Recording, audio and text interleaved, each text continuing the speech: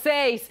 O ministro Alexandre de Moraes autorizou o compartilhamento dos dados desse inquérito que investiga o vazamento de uma apuração sigilosa do tribunal sobre uma invasão hacker ao Tribunal Superior Eleitoral na live do presidente Jair Bolsonaro. Vou respirar aqui para poder explicar para vocês direitinho e já peço para vir para cá a Renata Agostini e o Yuri Pita quando quiserem, porque eu gostaria de repercutir essa decisão. O que está sendo dito aqui, eu vim para cá, Edu, porque eu vou ler trechos, né?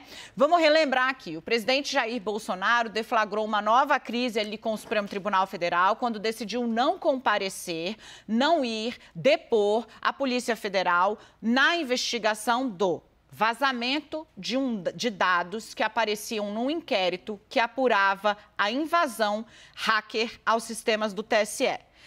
Essa invasão hacker, o inquérito sobre essa invasão hacker, que deixava claro que não houve qualquer ameaça aos sistemas de votação do Brasil, esses dados foram distorcidos numa live pelo deputado Felipe Barros, que solicitou esses dados e recebeu esses dados da PF. Daqui a pouco a gente vai falar mais sobre esse assunto. E também pelo presidente, que insinuou que haveria, nesse inquérito da Polícia Federal sobre a invasão hacker do TSE, indícios de que o sistema eleitoral do Brasil é falho. Pois muito bem. O relatório final dessa investigação chegou ali na semana passada. Alexandre de Moraes já mandou para a PGR e pediu outras providências. Além disso, num despacho público do ministro de hoje, dia 8 de fevereiro, ele diz que a Polícia Federal pediu autorização para compartilhamento desta investigação sobre o vazamento desta live, o vazamento nesta live de dados sigilosos do TSE, em dois inquéritos, em um inquérito, o que investiga a organização criminosa digital que teria sido montada para atacar os pilares do sistema democrático. O que é esse inquérito? Lembra daqueles atos antidemocráticos? Aí a gente descobriu que tinha dinheiro, assessor de deputado, ajudando, irrigando a divulgar esses atos que, na verdade, pediam o fechamento do Congresso e o fechamento do Supremo Tribunal Federal. Não só. Nesses atos também eram disseminadas informações falsas sobre julgamentos do Supremo, julgamentos do TSE, sobre as urnas eletrônicas, sobre o Congresso Nacional. Tudo isso para levar ao ápice ali daquele dia 7 de setembro, no qual o presidente Jair Bolsonaro flertou com uma ameaça concreta de descumprimento de ordem judicial, o que obviamente é crime. Pois muito bem, o que o ministro Alexandre de Moraes decidiu? Verifico a pertinência, ou seja, tem a ver do requerimento, do pedido da Polícia Federal, em razão, notadamente, ou seja, principalmente em razão da identidade de agentes que são investigados nesses autos e da semelhança do modus operandi. O que o ministro está dizendo? Que o pessoal que disseminava informação falsa contra as instituições democráticas usando dinheiro público, tem gente que está nas duas investigações. É o caso do deputado Felipe Barros e, claro, o presidente Jair Bolsonaro também é mencionado no outro inquérito que apura essa organização irrigada com dinheiro público para atacar as instituições. O ministro diz mais, diz que o que aconteceu na live, uma live que foi feita no Palácio do Planalto, com transmissão da TV Brasil, ou seja, com aparato público, né, dinheiro público, o modus operandi é parecido. Usa-se dinheiro público para espalhar o que o Supremo diz e que os dados mostram ser informação falsa. E aí o ministro explica que o inquérito foi instaurado depois que houve significativas provas, eu estou lendo para vocês, apontando a existência de, abre aspas, uma verdadeira organização criminosa de forte atuação digital e com núcleos de produção, publicação, financiamento e também um núcleo político. Tudo isso é absolutamente idêntico ao que é investigado neste inquérito que apura o vazamento ilegal de dados da Polícia Federal sobre o TSE. Ele diz ainda, o ministro Alexandre de Moraes, né, que esse inquérito, um dos inquéritos que vai ser alimentado aí, nasceu com um pedido, né, do presidente da CPI para que se investigasse o presidente Jair Messias Bolsonaro em relação ali ao que a CPI apontava como falhas, inclusive disseminando informações falsas sobre a Covid-19. Diante do exposto, diz o ministro, eu determino o compartilhamento integral deste inquérito, que fala do vazamento de dados do TSE, com o inquérito que investiga as organizações criminosas e também com o que foi aberto para apurar a disseminação pelo presidente da República de informações falsas sobre a Covid, como o caso em que ele relacionou vacinas e o vírus da AIDS, o que não tem absolutamente nada a ver. Começo com você, Yuri. Oi, Dani. Antes de tudo, deixa eu dar o meu boa tarde aqui para você, para a Renata, para quem nos acompanha. Vai ficando evidente que, a partir dessas investigações, vai se buscando o nexo entre elas.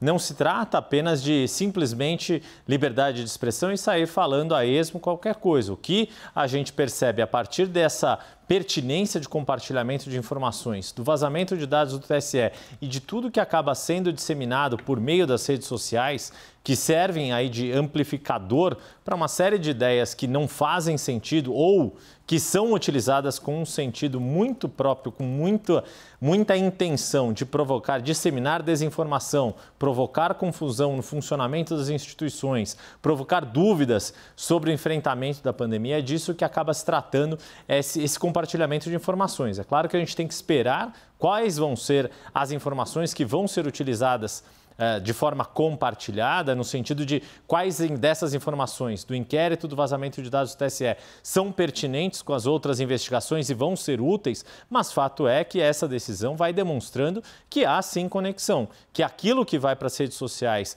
do presidente da República, vocalizado pelo próprio presidente da República, não é a esmo, não sai da cabeça dele naquele momento. Tem método, tem organização e é disso que se trata, entender como funciona essa organização. E aí vale a gente falar, né, Dani e Renata, isso ganha ainda mais gravidade por se tratar do presidente da República, mas é bom que fique muito claro para todos. Não é o fato de ser rede social que qualquer pessoa pode ir lá e disseminar a informação que quiser, defender o que é indefensável. É disso que se trata, não só esse inquérito que tem maior gravidade por envolver o presidente da República, mas no fundo a gente está falando aqui de qualquer cidadão, quando vai falar uma abobrinha na rede social, entender que isso tem consequências e tem gravidade sim.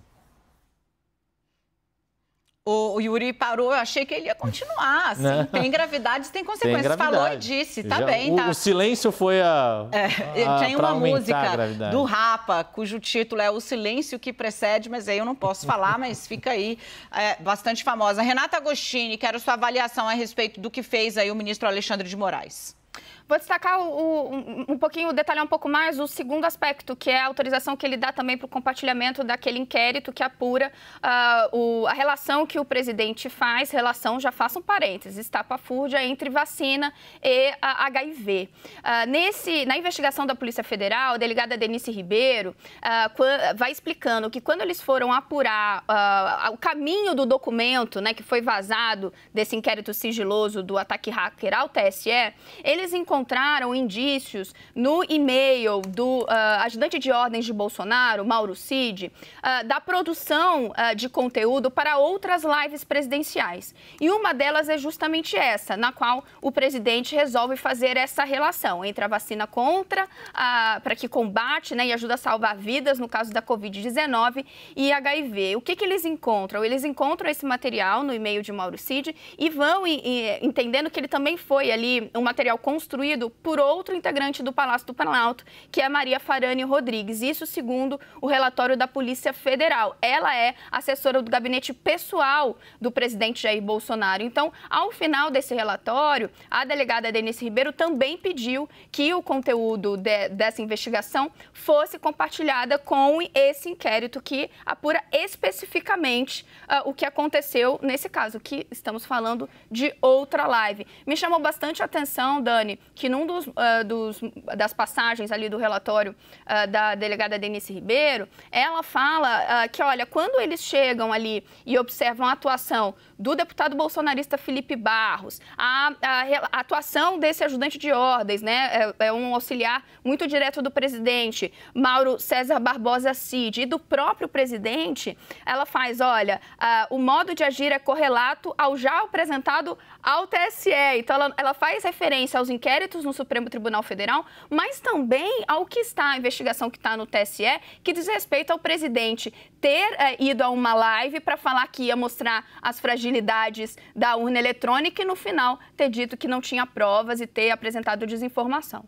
Eu acho interessante porque o ministro, ele traça, eu vou abrir aqui de novo a decisão, porque, de novo, a decisão é pública, tá ali já nos sistemas do TSE, o ministro Alexandre de Moraes, então, despacha. Eu mandei até aqui no nosso grupo, Rê, porque essa costura fina que você fez, assim que a minha internet, a nossa internet aqui, alô, pronto, rolou, essa costura fina que a Renata faz, que destaca ali modus operandi, formas como as coisas são construídas e principalmente como elas são construídas e levadas para o presidente Jair Bolsonaro, né? Isso se assemelha muito. Conversando naquele giro que eu fiz em Brasília há algumas semanas, conversando com os aliados do presidente sobre coisas que a gente contou aqui na CNN e que agora ganharam mais destaque, mas, por exemplo, a pressão para que o presidente tomasse a vacina e parasse de atacar a vacina, né? Os deputados, um defensor muito forte dessa tese é o presidente da Câmara, Arthur Lira. Ele acha que passou, né? O presidente já fez um ponto ali, mas seria um gesto, já que a maioria do país aderiu à vacinação. Então, o que esses aliados argumentam é que Bolsonaro realmente acredita em alguma das coisas que ele fala, porque o presidente se alimenta dessas informações que ele recebe desse grupo, que a Renata está mostrando aí para vocês, na verdade, é que fabrica uma linha de raciocínio que está fazendo com que o presidente, aí eu não estou isentando a responsabilidade dele, é mais do que maior e vacinado, e além de tudo é presidente, vacinado não, no caso, né? É maior, presidente da República e tem a obrigação de fazer o discernimento entre o que é real e o que não é real, exatamente porque a palavra dele influencia muita gente. Mas o que está se averiguando, e a Renata mostra isso, e o ministro detalha também, é que há uma construção para que se chegue desemboque nesse discurso, que muitas vezes é de ataque à democracia.